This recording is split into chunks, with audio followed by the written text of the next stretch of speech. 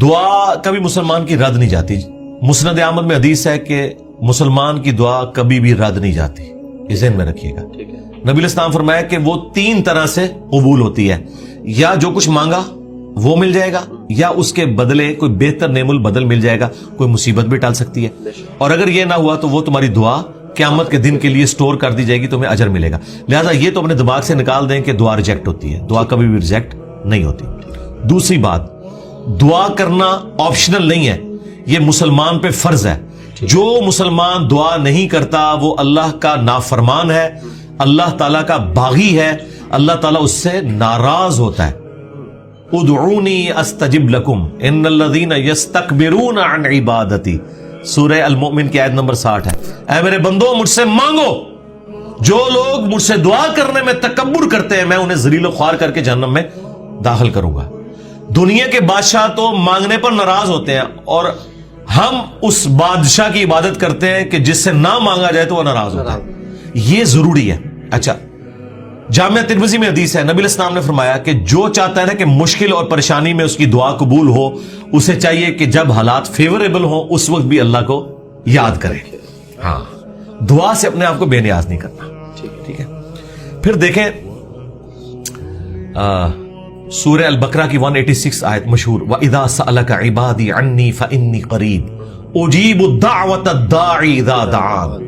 ہاں, اے نبی صلی اللہ علیہ وآلہ وسلم, جب میرے بندے آپ سے میرے بارے میں پوچھیں تو آپ فرمائیں میں تمہارے بالکل قریب ہوں, ہر پکارنے والے کی پکار کو سنتا ہوں, لیکن فَلْيَسْتَجِيبُوا لِي, ان کو بھی تو چاہیے کہ میرا حکم مانے, وَلْيُؤْمِنُوا بِي, اور مجھ پر ایمان لائیں, لَعَلَّهُمْ يَرْشُدُونَ, تاکہ یہ کامیاب ہو سکیں.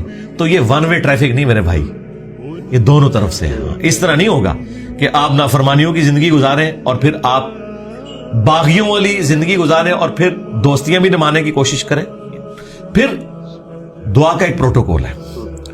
جامعہ ترمذی میں حدیث ہے, نبی علیہ السلام بیٹھے تھے, سیدنا ابوبکر سیدنا عمر بیٹھے تھے, ایک شخص آیا, اس نے نماز پڑھی اور ڈائریکٹ اللہ سے مانگنا شروع کر دیا. نبی علیہ السلام نے فرمایا سائل نے جلدی کی. پھر ایک اور شخص آیا, اس نے نماز پڑھی, اللہ کی حمد کی, پھر دروشی پڑھا, تو آپ نے فرمایا سل تعطا, سل تعطا, مانگ تجھے دیا جائے گا, مانگ تجھے دیا جائے گا. اور دوسرے بندے کو آپ نے بلا کے کہا کہ جب دعا کرو پہلے اللہ کی حمد کرو, پھر دروشی پڑھو, پھر اللہ سے مانگو. اور نماز میں دیکھیں پہلے ہم اللہ کی حمد کرتے ہیں, التحیات للہ والصلوات والطیبات, پھر سلام عرض کرتے ہیں, اس کے بعد دروشی پڑھتے ہیں, اور اینڈ پہ دعا. یہ پروٹوکول ہے دعا کا, یہ طریقہ ہے دعا کرنے کا. آپ نے دعا اس طریقے سے اللہ کے حضور پیش کرنی ہے تو دعائیں اللہ تعالیٰ قبول فرمانے والا ہے. اور بعض اوقات انسان یہ چاہتا ہے کہ جو میں مانگ رہا ہوں نا یہی مجھے مل جائے. یہ سب سے بڑی انسان کی کمزوری ہے. میں اپنی زندگی میں کئی ایسی دعائیں جانتا ہوں جو میں آج کہتا ہوں کہ شکر ہے وہ قبول نہیں ہوئی, اور اس وقت اگر آپ مجھے پوچھتے تو میں کہتا کہ میری زندگی کی سب سے بڑی خواہش یہ ہے. میں نے غلاف کعبہ 2002 میں پکڑ کے دعا کی تھی کہ اے اللہ مجھے بریلوی مارنا, بجائے یہ کہنے کے کہ مسلمان مارنا. میں ایک فرقے کے لیے دعا کر رہا تھا. شکر ہے اللہ قبول نہیں کی تھی, تیری مہربانی. آندہ بھی کوئی دعا قبول نہ آئے تھے, اسی میں بہتری ہے جو قرآن میں ہے نا کہ جس چیز سے تم کراہت محسوس کر رہے ہوتے ہو عین ممکن ہے اس میں تمہارے لیے خیر چھپی بھی ہو. اللہ جانتا ہے, تم نہیں جانتے. بعض اوقات انسان کسی چیز میں کراہت محسوس کر رہا ہے, اس میں خیر چھپی بھی ہے, اور جس چیز کو محبت کی نظر سے دیکھ رہا ہے اس میں اس کے لیے شر چھپا ہوا ہے. اس کو ڈاکٹر ذاکر نائک نے بڑی مثال پیاری دی تھی کہ آپ کا امریکہ میں کوئی بزنس ہو اور آپ نے فلائٹ سے پہنچنا ہو, میٹنگ ہو آپ کی, اور وہ میٹنگ آپ اٹینڈ کریں تو آپ کو کروڑوں کا بزنس ملنے والا ہے, اور اگر رہ جائے تو آپ کا اتنا نقصان ہو جائے گا سارے بزنس مین کے لیے. آپ جیسے ہی ٹریفک کے لیٹ ہونے کی وجہ سے ایئرپورٹ پہنچے اور آپ کو پتا چلے کہ وہ جہاز اڑ گیا ہے جس میں آپ نے جانا تھا, تو آپ کہیں گے میری زندگی کی سب سے بری خبر تھی جو میں نے سنی. اور اسی گاڑی میں واپس آتے ہوئے آپ کو خبر ملے کہ وہ جہاز کریش کر گیا, تو آپ کہیں گے وہ میری زندگی کی سب سے بہترین خبر تھی جو میں نے اس وقت سنی تھی, شکر ہے میں نہیں بیٹھا اس میں. ایک ہی خبر تھوڑی دیر پہلے زندگی کی بدترین خبر تھی اور اگلے لمحے وہ سب سے اچھی. اچھا, اس چیز کو اللہ نے قرآن میں حضرت موسیٰ اور خضر کے واقعے میں سمجھایا ہے جس میں وہ ایک بچے کی گردن مروڑ دیتے ہیں. وہ یہ نہیں ہے کہ یہاں کو پیر بچوں کی گردنیں مروڑیں گے, وہ فرشتہ تھا, وہ حضرت اسرائیل والا کام کر رہا تھا, اس کو اللہ تعالیٰ نے اتنی عمر بچے کو دینی تھی. لیکن اس کے جواب میں انہوں نے کیا کہا کہ تمہارے رب نے ارادہ کیا کہ اس سے بہتر اولاد انہیں دے، کیونکہ اس اولاد نے ذلیل کروانا تھا ماں باپ کو. تو مسئلہ تقدیر سمجھایا گیا نا کہ اگر کوئی تکلیف پہنچتی ہے تو آپ کو نہیں پتا. اور واصف علی واصف صاحب کہتے ہیں میں ایک دفعہ داتا دربار بیٹھا ہوا تھا، ایک بندہ دعا کر رہا تھا یا اللہ جو 25 سال پہلے میں نے دعا مانگی تھی وہ واپس لے لے. یہی وہ ریپیٹ کر رہا تھا. تو میں نے اسے بعد میں پوچھا کہ یہ آپ کیا بات کر رہے ہیں؟ تو کہنے لگا میری بیٹیاں ہی تھیں، ساری اچھی نکلی ہیں، لیکن میری تسلی نہیں ہوتی تھی. 25 سال پہلے میں نے ایک بیٹا مانگا رو رو کے، کتنی منتوں سے مرادوں سے، اور وہ چرس اور ہیروئن کے نشے میں پڑ گیا تو گھر کا سارا سامان اس نے بیچ دیا. تو بڑا بہتر کیا تھا اللہ نے جو مجھے بیٹا نہیں دیا ہوا تھا. تو یا اللہ وہ دعا واپس لے لے. ٹھیک ہے، اس لیے آپ نے اپنے معاملات کو ذرا دیکھ کے بھی چلنا ہوتا ہے، لیکن دعا ضرور مانگے. اللہ تعالیٰ کے بارے میں پیسمسٹک نہ ہو، آپٹیمسٹک. نبی اسلام کی حدیث ہے بخاری مسلم میں کہ کبھی یوں بھی دعا نہیں کرنی کہ اگر یا اللہ تو چاہے، اگر مگر نہیں، پورے پیشن سے مانگے، صحیح دعا مانگے. اور مسلم شریف میں حدیث ہے نبی اسلام کہ ایک صحابی اتنے بیمار ہوئے کہ وہ ہڈیوں کا پنجر بن گئے. نبی اسلام ان کی عادت کرنے گئے. آپ نے کہا کہ تو اللہ سے کیا مانگتا ہے یہ جو تیری حالت ہوئی ہوئی ہے؟ تو نے کہا یا رسول اللہ میں اللہ سے ایک ہی دعا مانگتا ہوں کہ اے اللہ جو تو نے مجھے آخرت میں عذاب دینا ہے نا دنیا میں ہی دے لے. نبی اسلام نے کہا سبحان اللہ، اللہ پاک ہے، یہ تو نے کیا عقیدہ بنایا ہوا ہے؟ یعنی حضور جب حیران ہوتے تھے نا تو یعنی غلطیوں سے پاک تو اللہ ہی ہے، یہ کہتے تھے.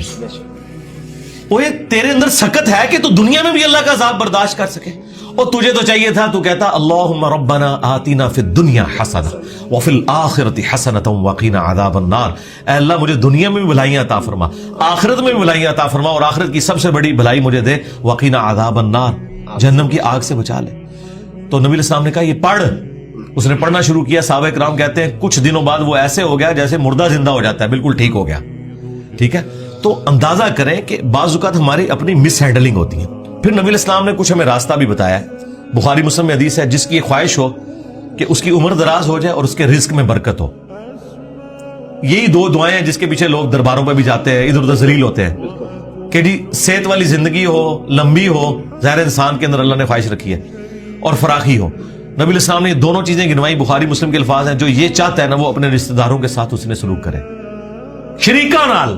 ہاں پنجابی کہتے شریکہ نال، کیونکہ انسان دوسروں پہ لگا لیتا ہے، شریکہ نہیں دیتا. جدھر یعنی آپ کے وہ کامن انٹرسٹ ہوتے ہیں نا، وہ شریک ہوتے ہیں نا وہ. اس لیے آپ دیکھیں یہ سارے تعویذ دھاگے بھی شریک کرواتے ہیں. کبھی کسی محلے دار نے کسی پہ تعویذ نہیں کرایا، وہ آپ کی شریک ہی کروا رہے ہوتے ہیں. جہاں جیلسی فیکٹر تھا وہیں خرچ کرنے کے اوپر اللہ تعالیٰ نے اجر رکھا ہوا ہے، اور یہ آپ کے اوپر کتنی بڑی آزمائش ہے. جہاں آپ خرچ نہیں کرنا چاہتے وہاں آپ نے خرچ کرنا ہے. اب جو آپ نے وسیلہ اور توسل کی بات کی وہ صحیح بخاری میں حدیث ہے 1010 نمبر حدیث 1010 کہ حضرت عمر فاروق رضی اللہ تعالیٰ عنہ کے دور میں جب قحط پڑ جاتا تو وہ دعا کرتے اللہم، اللہ تعالیٰ کو مخاطب کر کے کہ اے اللہ انا کننا نتوسل الیک بنبینا، پہلے ہم تیرے نبی سے دعائیں کروایا کرتے تھے، اب ان کی وفات کے بعد ان کے چچا کو لے کے آئے، ان کی دعا کی برکت سے بارش نازل فرما. اور وہ بارش نازل ہو جاتی. یہ حضرت عمر نے امت کو عقیدہ دیا ہے کہ توسل اور وسیلہ یہ نہیں ہے کہ کسی کے واسطے آپ نے ڈالنے اللہ کو، بلکہ یہ ہے کہ اس نیک بندے سے جا کے دعا کروانی ہے. بخاری مسلم میں ہے کہ بارش نہیں ہوتی تھی، صحابہ کرام نبی علیہ السلام سے دعا کرواتے تھے، دعا کی برکت سے بارش ہو جاتی تھی. اب قبر رسول پہ جا کے آپ نے نبی علیہ السلام سے کوئی نہیں مانگنا. ہاں وہ دعاؤں کی قبولیت کی جگہ ہے، وہاں کھڑے ہوں صلاۃ والسلام عرض کریں. 4 کتابوں میں موجود ہے، المصنف ابن ابی شیبہ میں، سنن کبری البیہقی میں، الموطا امام مالک میں، فضل الصلاۃ علی النبی کے اندر کہ صحابہ کرام اور خصوصاً ابن عمر کے بارے میں کہ مسجد نبوی میں وہ آتے، پہلے سفر پہ جاتے یا واپس آتے، پہلے مسجد نبوی میں 2 نفل پڑھتے اور قبر رسول پر آ کے عرض کرتے السلام علیک یا رسول اللہ، السلام علیک یا ابا بکر، السلام علیک یا عمر. ایک روایت میں السلام علیک یا ابا، میرے باپ آپ پر سلام ہو. تو یہ صحابہ کرام کا طریقہ تھا، قبر رسول پہ حاضر ہونا، وہاں کھڑے ہو کر اللہ سے دعا مانگنی ہے. آپ نے کسی یعنی بزرگ سے یا پیغمبر سے ڈائریکٹ نہیں مانگنی اور نہ واسطے ڈالنے. دیکھیں قرآن میں 40 کے قریب دعائیں آئی ہیں، سب ربنا کے ساتھ ہیں، کوئی وسیلے واسطے نہیں ہے اس میں.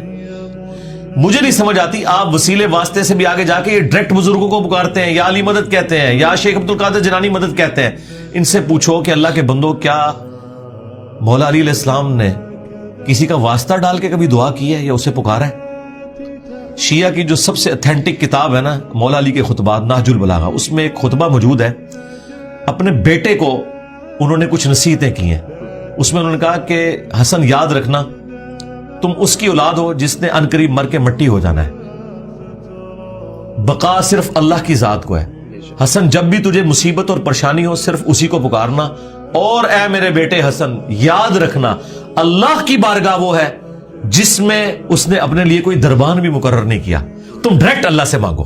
اب مجھے بتائیں اگر یا علی مدد کا عقیدہ ہوتا تو سب سے پہلے وہ اپنے بیٹے کو سکھاتے حسن ابن علی کو. اگر حسن ابن علی کو یا علی مدد کا عقیدہ نہیں سکھایا گیا تو باقی تو شاہی کوئی نہیں. پھر یہ سارے انہوں نے گھڑے ہوئے عقیدے. ہاں آپ یہ کہہ سکتے ہیں اے اللہ جو تجھے اپنے نبیوں سے، ان کے اہل البیت سے، ان کے صحابہ سے محبت ہے، میں اس محبت کا وسیلہ تجھے پیش کرتا ہوں کہ میرا یہ کام کر دے. یہ اللہ کی صفت کا وسیلہ ہوگا. ٹھیک ہے. وَلِلَّهِ الْأَسْمَاءُ الْحُسْنَى فَادْعُوهُ بِهَا. اللہ کا اپنے پیغمبروں سے محبت کرنا یہ اللہ کی صفت ہے، اس کا آپ وسیلہ پیش کر سکتے ہیں. ٹھیک ہے. اس طرح نیک اعمال کا وسیلہ وَاسْتَعِينُوا بِالصَّبْرِ وَالصَّلَاةِ، نماز اور صبر کے ذریعے اللہ کی مدد چاہو. بالکل آپ وسیلہ پیش کریں. وہ 3 لوگ وہ غار میں پھنس گئے تھے، بخاری مسلم میں آتا ہے، انہوں نے اپنے عمل کا وسیلہ پیش کیا. یہ آپ کریں، بالکل کریں، اس میں تو کوئی شک والی بات نہیں. لیکن یہ جو واسطے ڈالنا فلانے دا صدقہ یہ کوئی ثابت نہیں میرے بھائی. اس طرح کی کوئی روایت اصول محدثین کے اوپر صحیح نہیں ہے جی.